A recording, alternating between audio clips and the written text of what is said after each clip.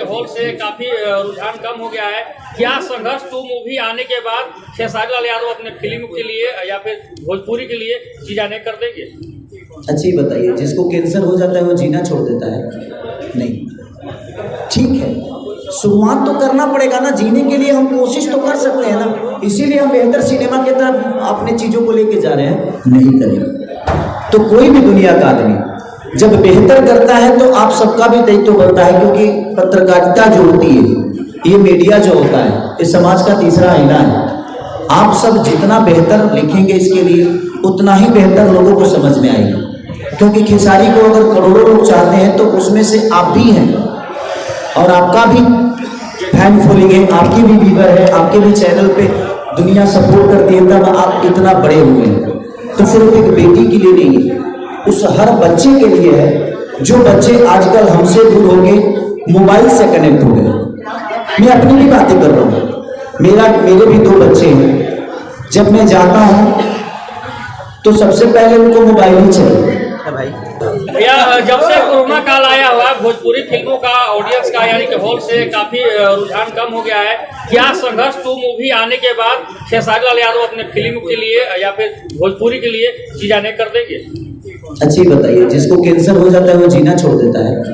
नहीं, ठीक है, शुरुआत तो करना पड़ेगा ना। जीने के लिए हम कोशिश तो कर सकते हैं ना, इसीलिए हम बेहतर सिनेमा की तरफ अपने चीजों को लेके जा रहे हैं। नहीं तो सब लोग, मुझे नहीं लगता कि यहाँ जितने लोग आए हैं सब मेरे जीवन के बारे में जानते हैं। कोई ऐसा नहीं होगा जो मेरे जीवन के बारे में नहीं जानता। एक गांव से उठ के आप सबके बीच में अगर मैं कुछ बोल पा रहा हूँ तो ये भी पावर आप सबने ही दिया है मुझे। ऐसा नहीं कि सब लोग बचपन से पत्रकारिता करते हैं, कहीं ना कहीं सब लोगों ने गांव से उठ के यहाँ तक पहुँचे। इसलिए मुझे लगता है कि गांव की जो भाषा होती है, जो गांव का परिवेश होता है, जो गांव की कष्टें होती है, चाहे वो भैंस चराना हो या दूध बेचना हो, तो सबके अपने जीवन में एक संघर्ष है। और मुझे लगता है कि यहाँ कितने लोग ऐसे हैं जो अपने बच्चे को मोबाइल खेलने के लिए देते हैं? एक बार हम बताएंगे, एक बार ईमानदारी से बताइए। सब लोग। ये वही कहानी है, इस संघर्ष की भी वही कहानी है कि आज हमारे बच्चे मोबाइल से ज़्यादा कनेक्ट हैं अपने माँ बाप से बहुत कम, क्योंकि उनको माँ बाप का प्यार बहुत कम चाहिए, उनको मोबाइल चाहिए। वो आते ही अपने पापा अगर ड्यूटी से आते हैं तो पापा से मोबाइल मांगता है, पापा के गोद में नहीं जाता। और इसीलिए मैं चाहूँगा कि आप लोग अपने बच्चे को संघर्ष जरूर दिखाइए कि मोबाइल से वो इतना कनेक्ट हो गए हैं कि कहीं ना कहीं हमारे प्यार और हमारे संस्कार से वो वर्जित हो गए। और हम लोगों ने उसी बेस पे कहानी को किया है कि संघर्ष का मतलब ये नहीं होता है गरीबी। संघर्ष हर चीज के लिए किया जा सकता है। शादी के लिए संघर्ष, तो पिता के लिए संघर्ष, बच्चों के लिए संघर्ष, खाना खाने के लिए संघर्ष, कहीं ना कहीं जाने के लिए संघर्ष। तो संघर्ष का मतलब यही होता है कि जीवन अगर संघर्ष नहीं है तो जीवन का कोई मूल नहीं। इसीलिए आप लोग संघर्ष 2 को आप अपने बच्चों के साथ, अपने फैमिली के साथ देखेंगे तो शायद किसी भी हद तक आप अपने बच्चे से कनेक्ट हो पाएंगे और आपका बच्चा भी कहीं ना कहीं आपसे कनेक्ट हो पाएगा। तो सिनेमा का मतलब ये नहीं कि हम सिर्फ आपको गाने भर दिए, इंटरटेन कर दिए और उससे हमें कुछ सीखने को ना मिले। इसीलिए हमने कोशिश किया है कि संघर्ष 2 को, एक संघर्ष 1 भी थी जिसमें एक बेटी को, एक गरीब बेटी को IPS बनाया जाता है। हम लोगों ने संघर्ष 1 भी किया था, तो उसका कहानी ऐसा ही था कि पिता को बेटा चाहिए और बेटी पैदा होती है और उसको घर से निकाल देता है बाप। और निकालने के बाद ये होता है कि उसी डिस्ट्रिक्ट में वही लड़के जिसकी वजह से घर से निकाला गया था हीरो को, वो बेटी कलेक्टर बन के आती है। तो हम लोगों ने बेटी पढ़ाओ बेटी बचाओ बेटी पढ़ाओ का एक अभियान था वो हमारा। लेकिन ये अभियान सिर्फ एक बेटी के लिए नहीं है, उस हर बच्चे के लिए है जो बच्चे आजकल हमसे दूर हो गए, मोबाइल से कनेक्ट हो गए। मैं अपनी भी बातें कर रहा हूँ, मेरे भी 2 बच्चे हैं।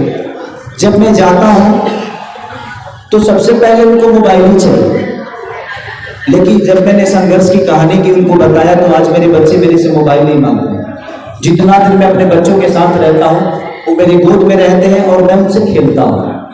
ताकि मेरे भावनाओं को समझ सके। आप अपने जीवन के रास्ते को अपने बच्चों को बताइए, और हम लोगों ने संघर्ष 2 में यही बातें रखी है, ताकि कोई भी माँ बाप अगर अपने बच्चों के साथ इस सिनेमा को देखेगा तो कहीं ना कहीं अगर करोड़ों बच्चों में से अगर 5000 भी बच्चे अगर सुधर गए तो अपने राज्य का, अपने देश का भविष्य बच गया। क्योंकि हम अपने बच्चों को संस्कार से इतना दूर कर दिए हैं कि आने वाला पीढ़ी हमारे लिए वृद्धाश्रम में बनेगा, क्योंकि हमने कभी अपने जीवन के बारे में अपने बच्चों को बताया ही नहीं, हमने उनको वक्त नहीं दिया, जबकि हमें देना चाहिए, क्योंकि हमने मोबाइल दिया। मोबाइल देकर हम ही को सोचते हैं जे चले यार खेल, उधर क्यों टेंशन दे रहा है, ये काम है वो काम है। तो बात यही है, और हम लोगों ने संघर्ष 2 को उसी के लिए बनाया है कि कम से कम हमारे राज्य के बच्चे या हमारे देश के बच्चे मोबाइल से दूर होके कम से कम अपने माता पिता के पास रहें और माता पिता के जीवन की बातें समझ सकें। इसीलिए हम लोगों ने संघर्ष 2 को बनाया। तो मैं सबसे यही रिक्वेस्ट करूंगा कि सदियों बाद कोई बेहतर चीजें बनती है, अगर आप सब मिलकर इसको सपोर्ट करेंगे तो मुझे लगता है कि हम भी एक बेहतर दिशा में काम करने की कोशिश करेंगे। आदमी का मनोबल कब टूटता है? जब अच्छा चीज करने के बाद भी उसको तारीफ नहीं मिलती।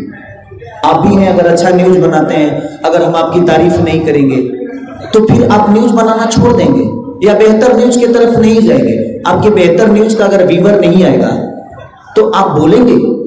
अगर आप राम की चर्चा करते हैं और कोई आपका न्यूज नहीं देखेगा तो आप राम का चर्चा करेंगे?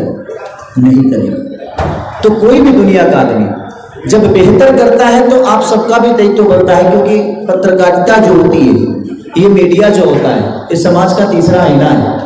आप सब जितना बेहतर लिखेंगे इसके लिए उतना ही बेहतर लोगों को समझ में आएगा, क्योंकि खेसारी को अगर करोड़ों लोग चाहते हैं तो उसमें से आप भी हैं, और आपका भी फैन फॉलोइंग है, आपकी भी व्यूअर है, आपके भी चैनल पे दुनिया सपोर्ट करती है, तब आप इतना बड़े हुए हैं। तो मेरे कहने का मतलब कि छोटा छोटा अगर कड़ जुड़ जाए तो बहुत बड़ी चीज हो सकती है। इसीलिए हम लोगों ने कोशिश की इस संघर्ष को सिर्फ हम लोगों ने इंडिया में नहीं बल्कि विदेशों तक सिर्फ इसलिए किया